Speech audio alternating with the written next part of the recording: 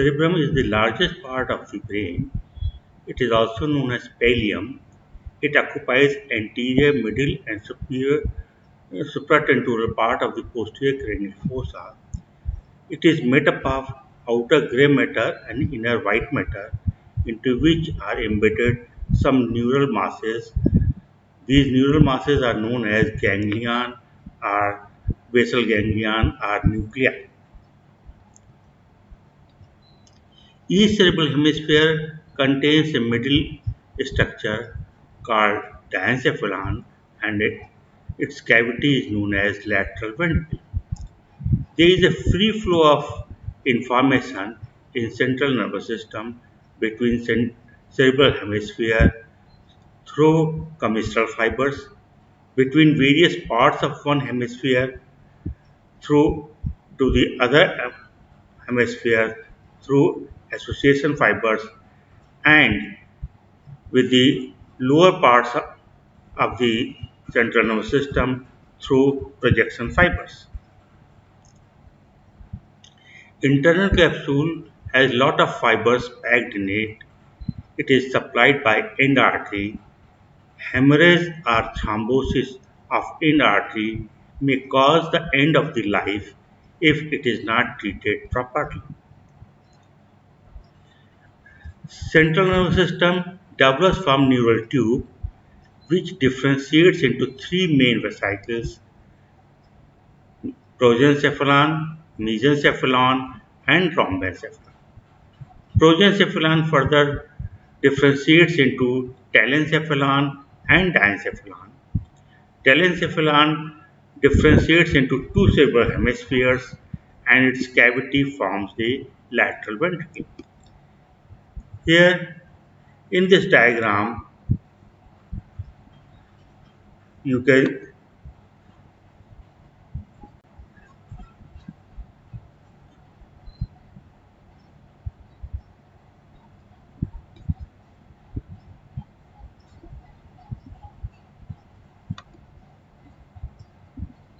in this diagram you can see the development of the neural tube, which shows formation of three brain vesicles known as prosencephalon, mesencephalon, and rhombencephalon. This prosencephalon further differentiates into telencephalon. It further differentiates into telencephalon here, which forms two vesicles. These vesicles they further develop into cerebral hemispheres. Cavity of this cerebral hemisphere here, it is the lateral ventricle. The lateral ventricle communicates with the third ventricle, which is the cavity of the diencephalon. This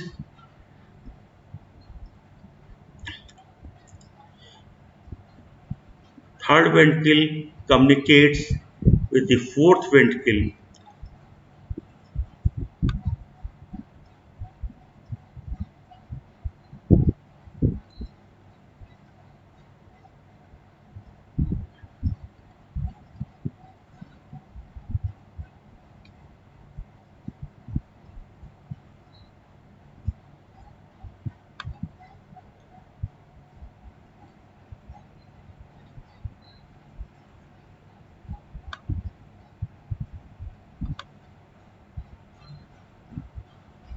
Here, this third ventricle that is the cavity of the diencephalon communicates here with the cerebral aqueduct, which is the cavity of mesencephalon, and the mesencephalon communicates with the this cerebral aqueduct communicates with the fourth ventricle, which is the cavity of the rhombencephalon. The cerebrum consists of two cerebral hemispheres which are these cerebral hemispheres are incompletely separated from each other by longitudinal fissure. The two cerebral hemispheres are connected with each other with the corpus callosum. This corpus callosum is the commissural fibers, largest band of commissural fibers. Each hemisphere contains a cavity known as lateral ventricle. Now, let us see the cerebral sulci and gyri. The cerebral cortex is folded into gyri, which are separated from each other by sulci. The pattern of folding of cortex is largely determined by differential growth of specific functional areas of the cortex because many of the sulci bear a definite topographic relation to these areas.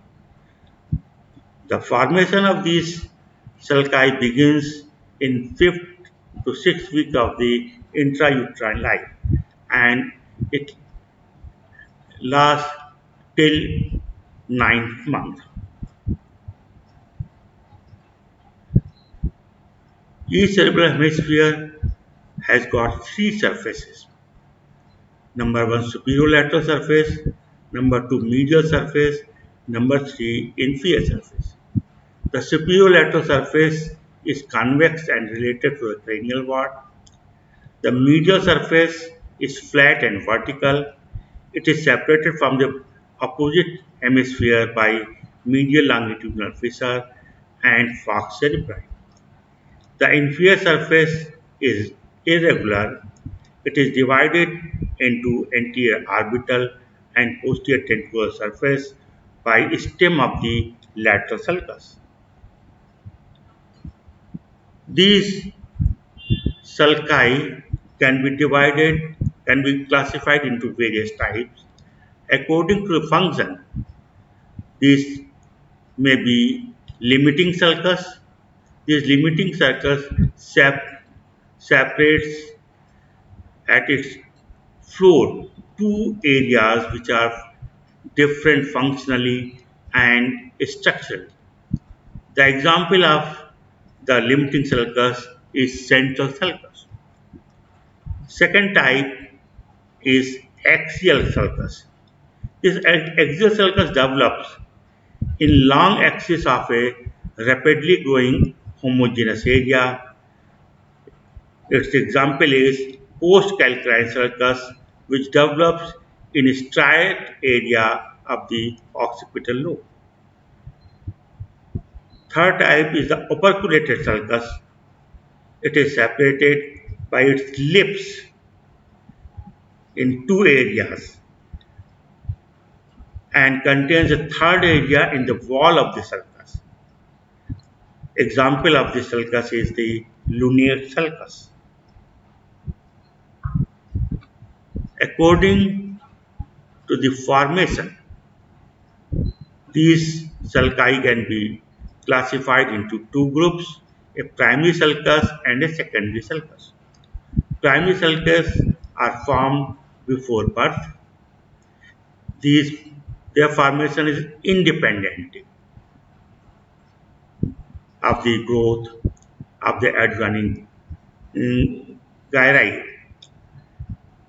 Example of the primary sulcus is central sulcus. The secondary sulcus is produced by factors other than exuberant growth in the adjoining area of the cortex. For example, lateral sulcus and parieto-occipital sulcus.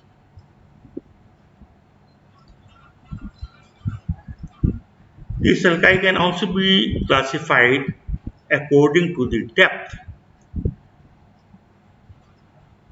A complete sulcus is a deep sulcus so as it is very deep so as to cause elevation in the wall of the lateral ventricle.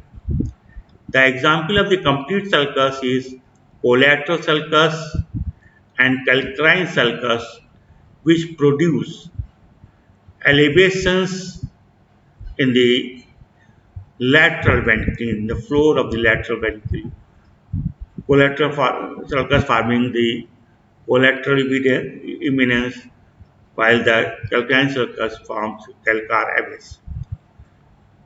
Incomplete sulcus. These sulci that present superficially. The example is precentral sulcus. This cerebral cortex can be classified according to the structure and function into two types. Number one, allocortex, and number two, isocortex. Allocortex is phylogenetically the oldest one, and it is also known as archipelagian. It is the original olfactory cortex. It is represented by rhinencephalon, which consists of piriform area and the hippocampal formation. Structurally, it is simple and is made up of only three layers. The isocortex is the phylogenetically latest in the development, and it is also known as neopalia. It is the lately acquired cortex containing various centers other than smell. Structurally, it is thick and six-layered. It can be further broadly classified into two areas types. Number one, granular cortex, and number two, agranular cortex. Sensory cortex is the example of granular cortex, while the motor cortex is the example of agranular cortex. Each cerebral hemisphere has four borders: superior-medial border, inferior-lateral border, medial orbital border, and a lateral medial occipital border. Superior-medial border separates the superior-lateral surface from the medial surface. Inferior lateral border separates the superior lateral surface from the inferior surface.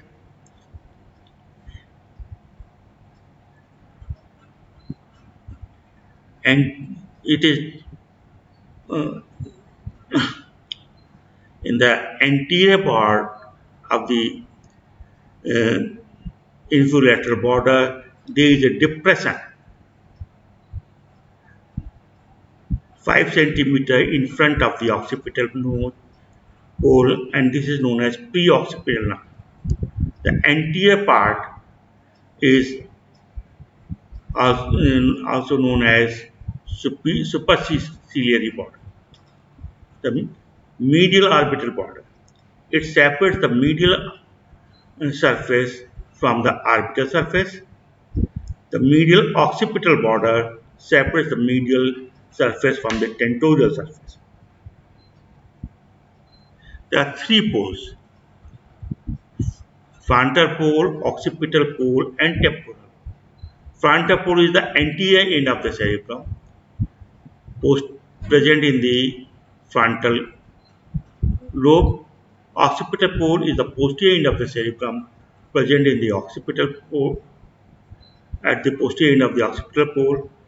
Temporal pole, it is present at the anterior end of the temporal pole.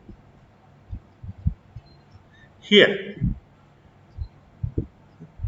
in this figure, you can see the superolateral border here. You can see the inferior-lateral border, which is further subdivided here into anterior part, that is the superciliary border, and this posterior border here. This posterior part has got a notch over here. That's a pre-occipital notch, which lies about 5 centimeter in front of the posterior port. This superolateral surface, which you can see over here, between the superolateral border and the inferiolateral. It is convex. It shows a complete sulcus here. That is the central sulcus, deep sulcus you can see. This is the central sulcus. The area in front of it is the precentral gyrus, and the area behind here is the postcentral gyrus. Here you can see the lateral sulcus. The lateral sulcus separates the temporal lobe here. It separates the temporal lobe here from the frontal lobe anteriorly and parietal lobe posteriorly. In the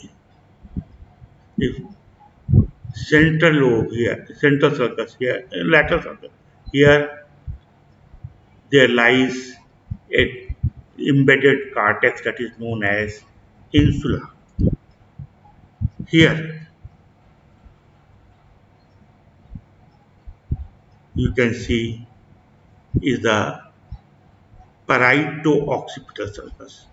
Is the parieto-occipital sulcus, which separates the parietal lobe, which separates the parietal lobe from the occipital lobe. Here what you can see is the pons, this is the medulla oblongata, this is what you can see is the cerebellum.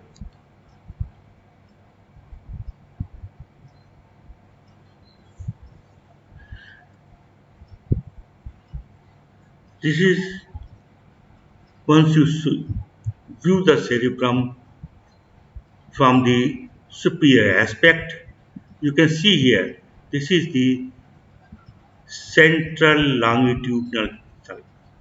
Central longitudinal sulcus are the fissure which separates the two cerebral hemispheres. This is an incomplete fissure. This is an incomplete fissure. The two cerebral hemispheres are connected with each other through the corpus callosum. Now,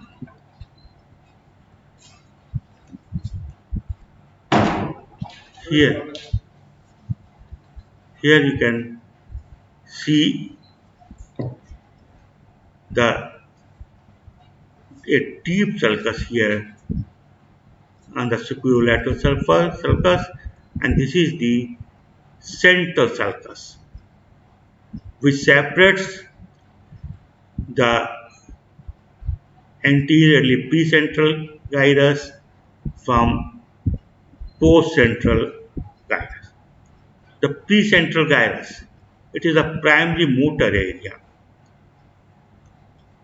and the postcentral gyrus here, it is the primary sensory area. This precentral gyrus, it is separated anteriorly by the precentral sulcus. Similarly here, you can see the postcentral sulcus, which separates the postcentral gyrus posteriorly. Here, the area in front of the central sulcus, this area here. This is the frontal lobe, and this frontal lobe shows two sulcus here. Is superior and the inferior sulcus. Here, frontal sulcus, which divide the frontal lobe into superior, middle, and inferior frontal gyrus. The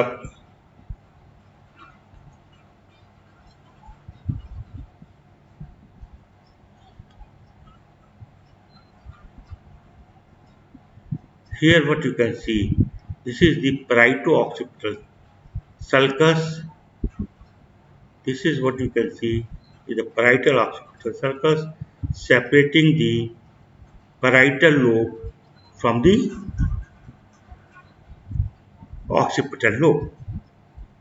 This is the frontal pole, and here it is the occipital. Here,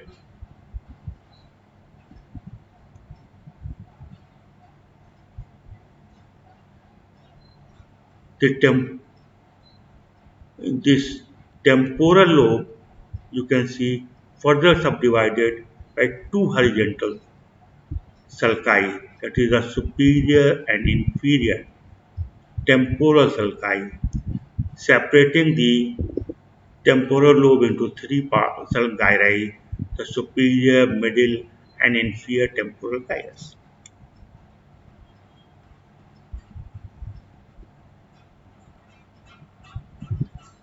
This is the medial surface.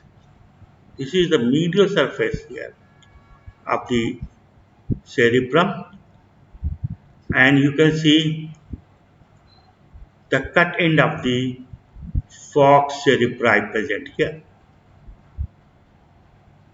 which lies here in the central longitudinal fissure. Here posteriorly you can see this is tentorium cerebelli. This tentorium cerebelli separates the occipital lobe from the cerebellum. On the medial surface, here you can see the corpus callosum here. This is the corpus callosum. This corpus callosum connects the two cerebral hemispheres. This is the largest commissure which connects the two cerebral hemispheres. This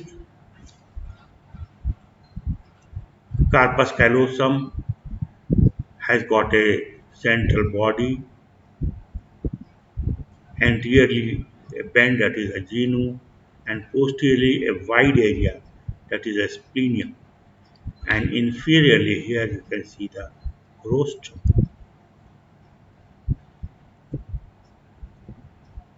Over on the surface of this corpus callosum, it is covered by a layer of the grey matter known as indusium glyceum. A gyrus just above the corpus callosum, this is the cingulate gyrus. This is the cingulate gyrus separated from the frontal and parietal lobes by cingulate sulcus. This sulcus here you can see is the cingulate sulcus. Here on the medial surface you can very well see this is the parieto-occipital sulcus, and this is the what is the calcarine sulcus. This is the calcarine sulcus. Besides this,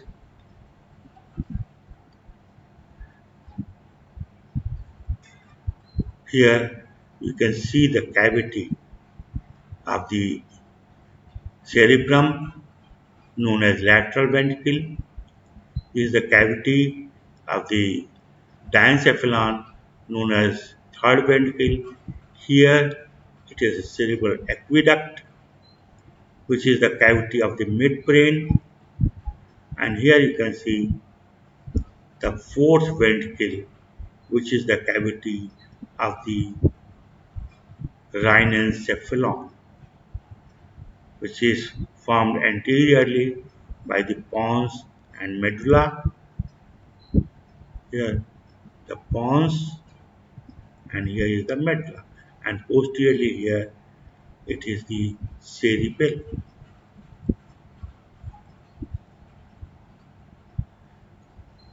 This is what you find when you view the cerebrum from the inferior surface.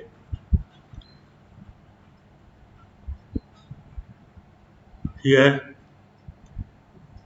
what you can see is the anterior pole or the frontal pole. This is the posterior pole, and here is the temporal.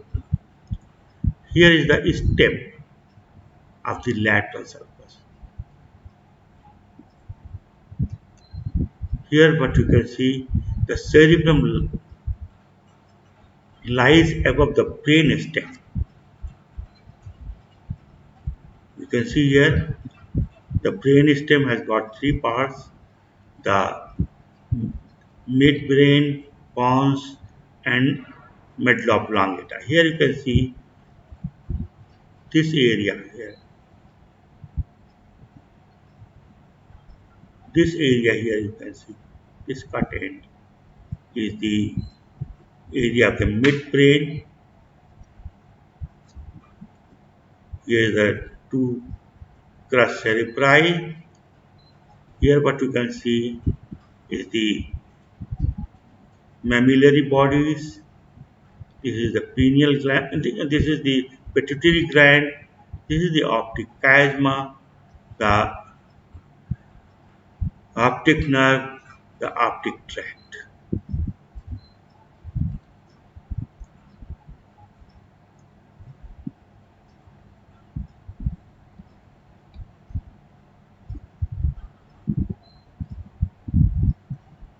Here, this is what you can see is the orbital surface. This is the orbital surface, and here what you can see, this is the inferior surface of the temporal and the occipital lobe. Here in the temporal lobe you can see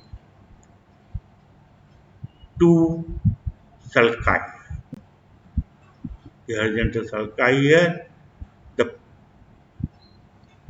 temporoparietal sulcus, medial and lateral temporoparietal sulcus, and here you can see the hippocampus, and this gyrus here is the parahippocampal gyrus.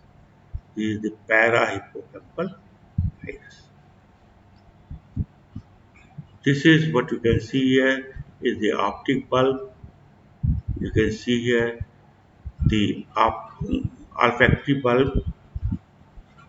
Here you can see the olfactory bulb. This is the olfactory tract. So, coming to the lobes of the cerebrum, that way the cerebral cortex is classified into four lobes according to the name of the corresponding cranial bones that approximate overlies each part. Each lobe contains various cortical association areas. In, in these cortical association areas, the information from different modalities are collated and processing of this information takes place. Together, these areas function to give us a meaningful perceptual interpretation and experience of our surrounding environment. The frontal lobe. The frontal lobe is located beneath the frontal bone of the calvaria and it is the most anterior region of the cerebrum.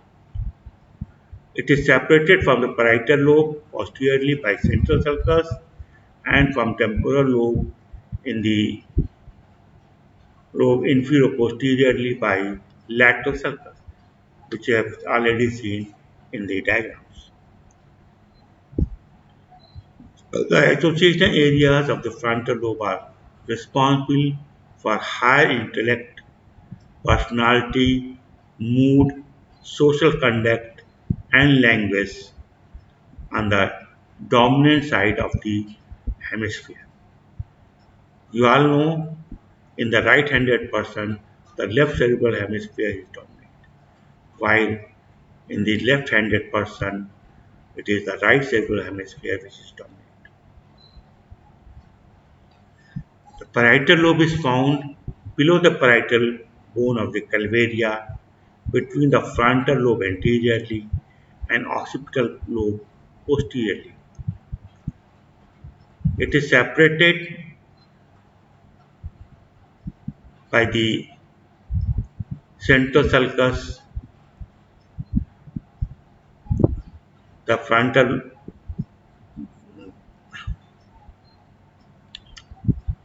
the parietal lobe is found below the parietal bone of the calvaria, between the frontal lobe anteriorly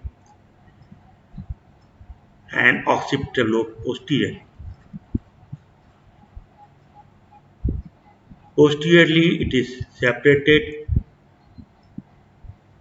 by the parieto-occipital sulcus, while anteriorly it is separated by the central sulcus. It sits superiorly in relation to the temporal lobe, being separated by the lateral sulcus. The cortical association areas of the parietal lobe contribute to the control of language and calculation on the dominant hemisphere side, and visuospatial functions, that is, two-point discrimination, on the non-dominant hemisphere side. The temporal lobe sits beneath the temporal bone of the calvaria, inferior to the frontal and parietal lobes. They, it is separated by the lateral sulcus. The lateral sulcus separates the temporal lobe from the parietal lobe. The cortical association areas of the temporal lobe are accountable for memory and language. This includes hearing, as it is the location of the primary auditory cortex. Occipital lobe. Occipital lobe is the most posterior part of the cerebrum. It is situated below the occipital bone of the calvaria. Its inferior aspect lies upon the tentorium cerebelli, which separates the cerebrum from the cerebellum. The parieto-occipital sulcus separates the occipital lobe from the parietal and temporal lobes. The primary visual cortex, that is the area V1, is located within the occipital lobe and hence its cortical association area is responsible for vision.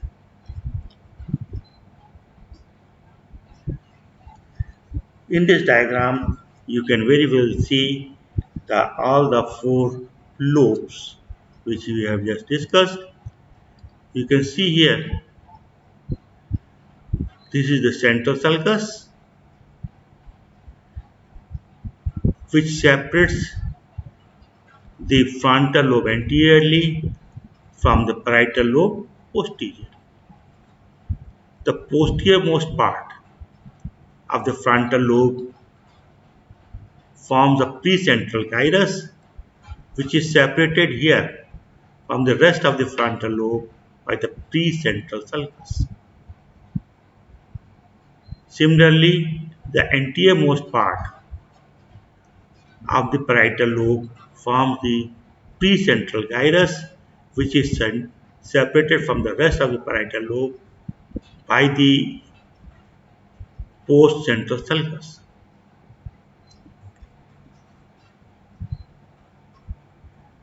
Here you can see the lateral sulcus separating the temporal lobe here from the frontal lobe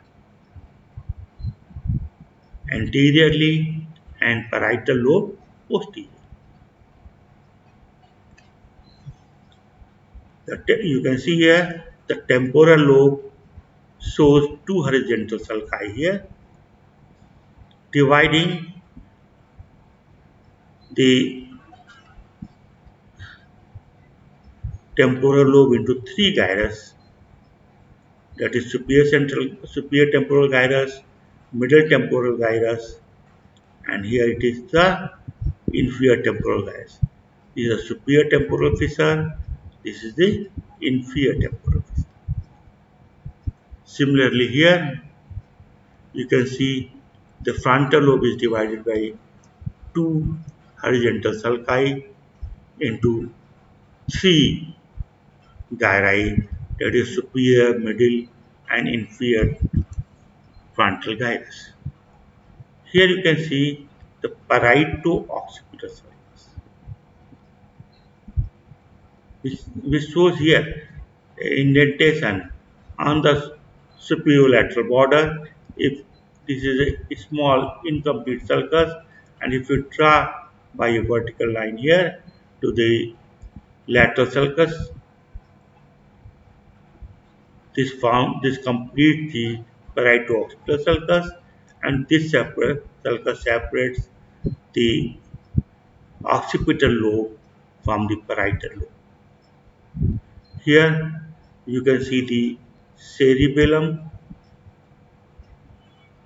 which is separated from the occipital lobe by the tentorium cerebelli, which lies here in this group.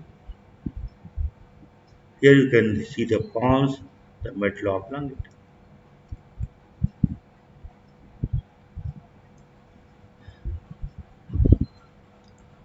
The insula, it lies deep in the lateral fissure, surrounded by circular sulcus and overlapped by the adjacent cortical areas known as opercula. Here you can see this is the lateral sulcus. If you open this lateral sulcus, you can see a hidden cortex over here, and this hidden cortex is known as insula. The part of the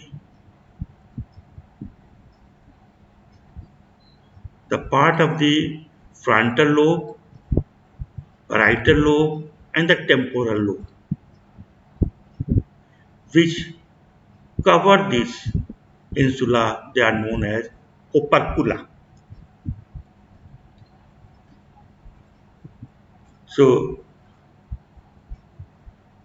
this insula lies deep in the lateral fissure, surrounded by circular sulcus and overlaid by adjacent cortical area, that is the opercula. This opercula comprises of three parts, that is frontal, parietal and temporal. Insula is a pyramidal area, the apex of which lies near the anterior perforated substance. This insula receives afferents from the ventral posterior nucleus of the thalamus, mediogeniculate body, and pulvinar. The efferents pass to the area 5, 7, olfactory area, limbic system, and the amygdala. The role of the anterior cortex is in the olfaction and taste, while the role of the posterior insular cortex is in the language function. Here you can see in a section the insula. Here this is the insular hidden cortex insula. This is covered by opercula, and here in this lateral sulcus lies the acoustic area. Here you can see again the insula.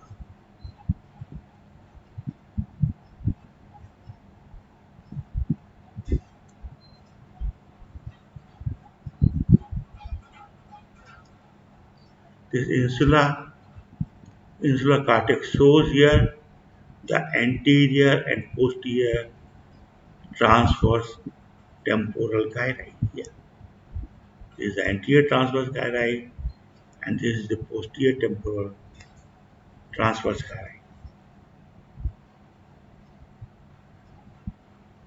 Arterial supply. The cerebrum is supplied by cerebral arteries, which are three in number. The anterior cerebral artery is a branch of internal carotid artery and supplies the anteromedial aspect of the cerebrum. The middle cerebral artery is a continuation of internal carotid artery and supplies most of the lateral portion of the cerebrum. The posterior cerebral arteries, they are the branches of the basilar arteries and supply both the medial and the lateral side of the cerebrum posteriorly. Here in this diagram, you can see the area of the cerebrum supplied by the anterior, middle and posterior cerebral arteries. This pink area here, you can see on the superolateral surface, this pink area here on the superolateral surface of the along the superolateral border. Anteriorly the frontal lobe and posteriorly the parietal lobe, including the precentral gyrus and postcentral gyrus. Here. It is supplied by the anterior cerebrum. On the medial surface here, you can see the whole of the frontal lobe, the parietal lobe, including the cingulate gyrus and the corpus callosum and indusium glyceum, is all supplied by the anterior cerebral artery. On the inferior surface, you can see the area of the orbital surface here of the frontal lobe, adjacent to the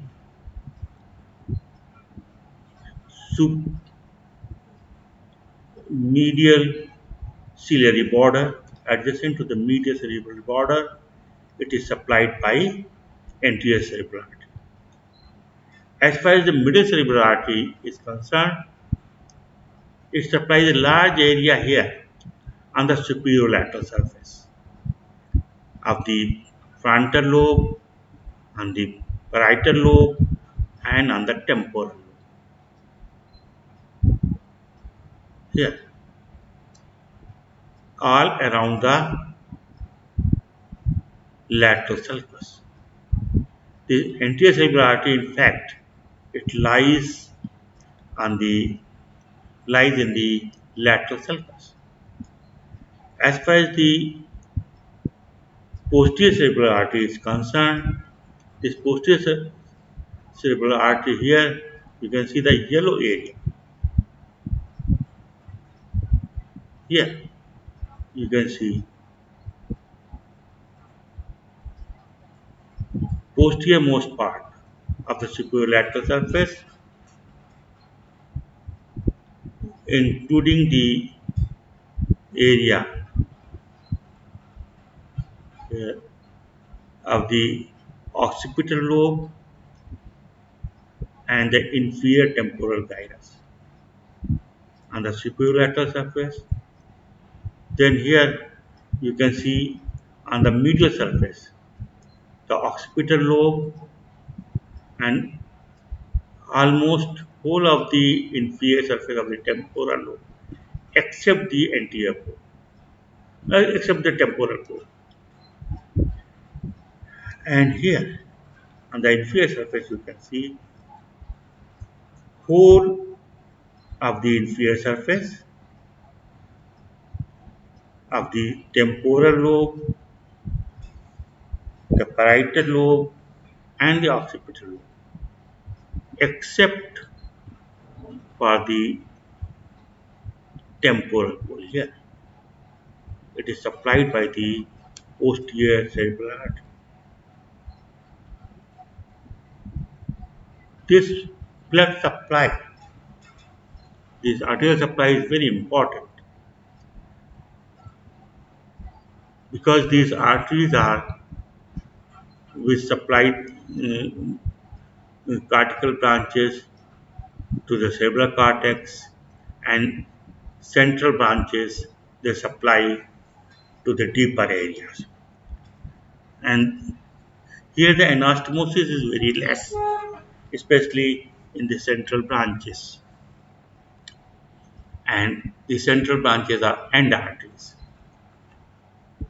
End arteries, they are those arteries which are if plugged, the area which is supplied by these arteries that suffers the blood supply and there is ischemia and necrosis of the tissue supply.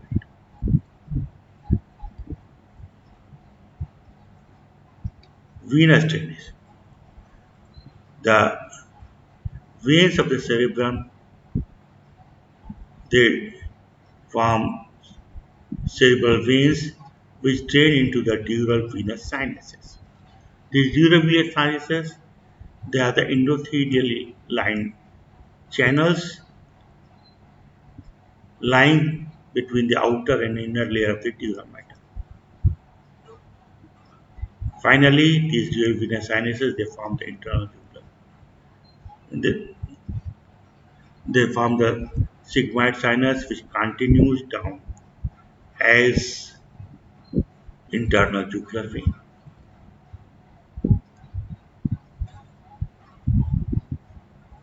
As I told you that the anastomosis in the cerebral vessels is insufficient, especially in the central branches. Then, if these arteries they are blocked, they lead to a condition known as cerebrovascular accident, also known as stroke.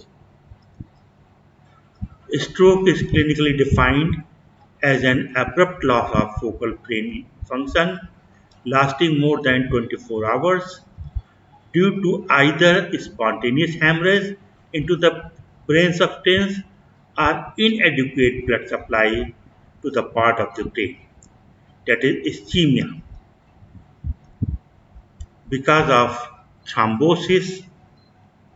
Thrombosis is the gradual narrowing of the blood vessel, while embolism is the condition when the clot of the blood goes and gets stuck to the lumen of the blood vessel.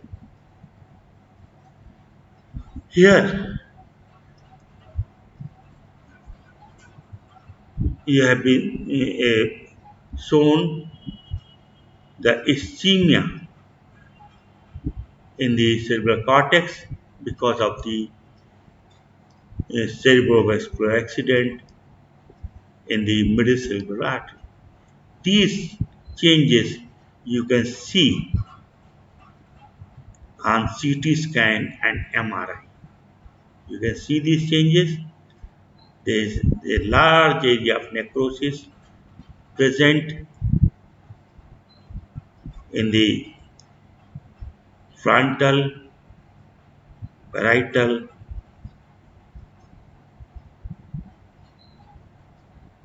lobe, frontal lobe, and parietal, which is the area supplied by the middle cerebral artery. The clinical manifestations depends upon the damage to the cerebrum, which give rise to the range of clinical signs and symptoms. The exact nature of the functional deficit that arises depends on a specific lobe that has been affected. If lesion is in the frontal lobe, then the patient presents with a diverse range of presentation, often personality and behavior changes that occur, and an inability to solve the problems. If lesion is in the parietal lobe, then patient presents with the attention deficits, for example, contralateral hemispatial neglect syndrome, where the patient does not pay attention to the side of the body opposite to the lesion. If lesion is in the temporal lobe, patient presents with the recognition deficits. These recognition deficits are known as agnosias. For example, there is auditory agnosia when patient cannot recognize the basic sounds. Prosopagnosia when there is a failure to recognize the faces. If lesion is in the occipital lobe, the visual field defects occur. The patient presents with the contralateral hemianopia or quadrantoanopia with macular spare. That is, the central macular field is spared. Then the global lesions. If severe cognitive uh, deficits, that is the dementia, patient cannot answer simple questions such as their name, today's date, etc., where they are presently present. So these are various manifestations which occur because of the various areas of the cerebrum which are involved in the cerebrovascularization. It is all about the cerebrum. Thank you.